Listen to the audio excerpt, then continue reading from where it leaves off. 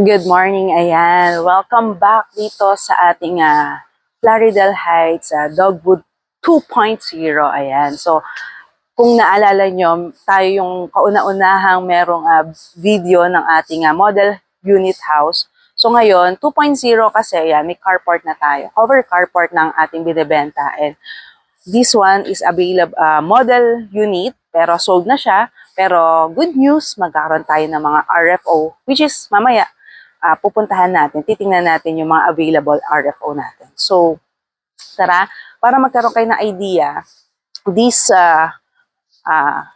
yung lot area natin ay 186 square meter. Ayan. So, pwede kayo park dyan. So, ang laki pa rin. So, at least 3. Yan. Tapos, single detached siya. Ibig sabihin, wala siyang, meron kayong space sa gilid nyo, sa likod nyo. So, everything. Okay, ikutin muna natin yung ating labas. So, dito, you have pwede kayo mag-set up ng lanay. Ayan, kasi meron tayong door dito, sliding door. So, yan. Yan yung setup. And you have ample of lots dito. So, yung mga available natin, nasa 170 na square meter. Ayan. So, diba, ample lots of lupa pa for your laundry or even extension.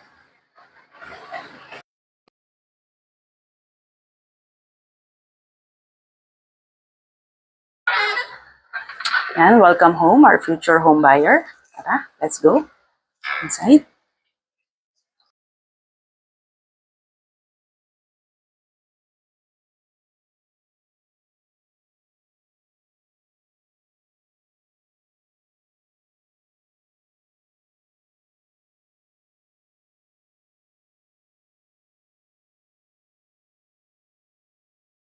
Ayan, so nandito na tayo sa loob. So, kita nyo naman, so simple and hindi siya ganun kalakihan kasi ang floor area natin ng bahay ay 56 square meter and plus yung ating mga lanay and yung nasa labas, a total of 72 square meters.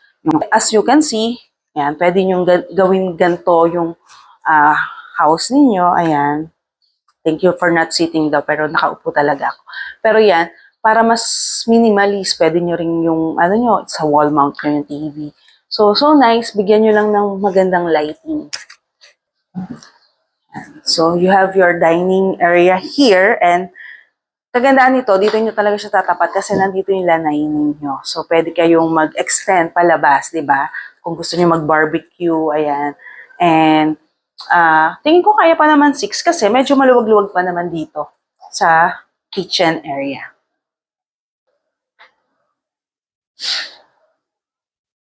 Ayan.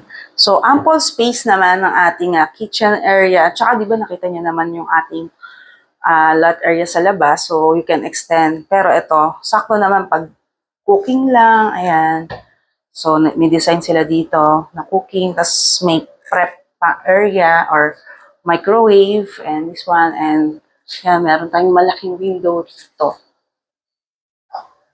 So, we have 2 bedrooms and 1 toilet and bath. So, this is good for starting family din. And, syempre, as well, maganda rin to kasi once na nag-grow kayo, malaki pa rin talaga yung lot area nyo. So, let's check the bedroom. Okay.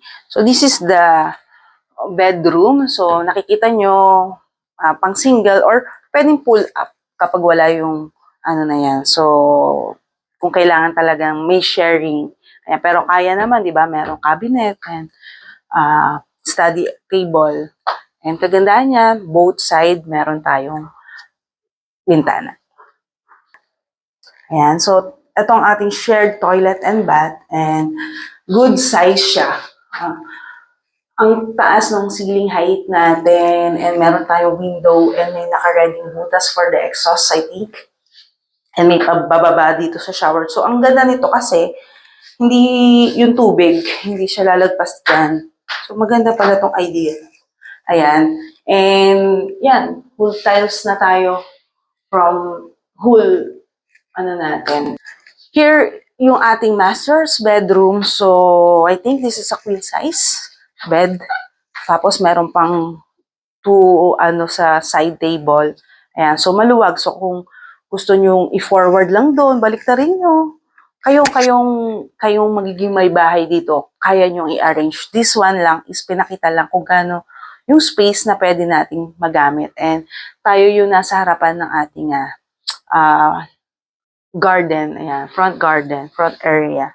Ayan. If you like this unit, avail na, message us because marami tayong parating na RF or units na i-deliver. So, thank you and God bless.